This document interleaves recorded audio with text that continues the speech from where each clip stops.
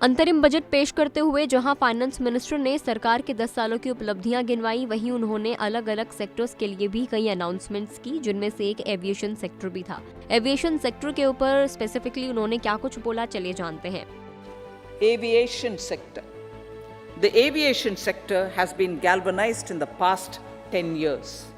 Number of airports have doubled to 149.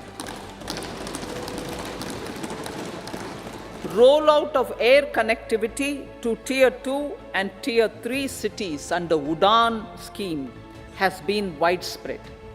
517 new routes are carrying 1.3 crore passengers. Indian carriers have proactively placed orders for over 1,000 new aircrafts. Expansion of existing airports and development of new airports will continue expeditiously. Finance minister ने कहा कि aviation sector पिछले 10 सालों में काफी तेजी से आगे बढ़ा है। उन्होंने कहा कि मौजूदा एयरपोर्ट्स का एक्सपेंशन और नए एयरपोर्ट्स का निर्माण तेजी से जारी रहेगा।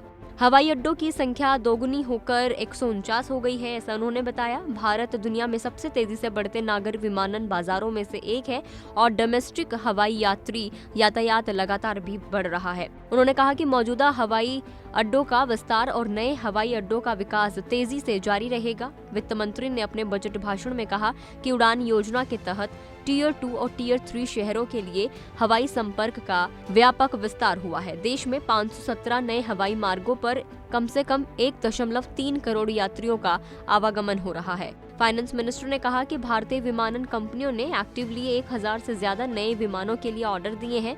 3 घरेलू विमानन कंपनियों एयर इंडिया, इंडिगो और अकासा एयर ने मिलकर 1 साल से भी कम टाइम में कुल 1120 विमानों का ऑर्डर दिया है।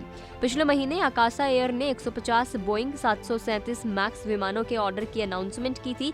पिछले साल एयर इंडिया और इंडिगो ने भी मिलकर बोइंग और एयरबस को कुल 970 विमानों का ऑर्डर दिया था। यानी कि पिछले कुछ टाइम में एविएशन सेक्टर काफी ज्यादा बूम किया है और इसको लेकर भी फाइनेंस मिनिस्टर ने इसमें अनाउंसमेंट की और बताया कि किस तरीके से आगे भी एयरपोर्ट्स का विस्तार होता रहेगा।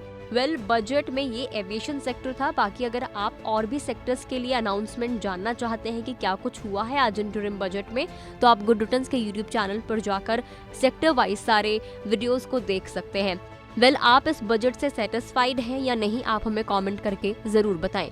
वीडियो में इतना ही। अगर फेसबुक पर वीडियो को देख रहे हैं तो फेसबुक पेज को लाइक करें, यूट्यूब पर देख रहे हैं तो गुड रिटर्न्स के यूट्यूब चैनल को सब्सक्राइब करना ना भूलें।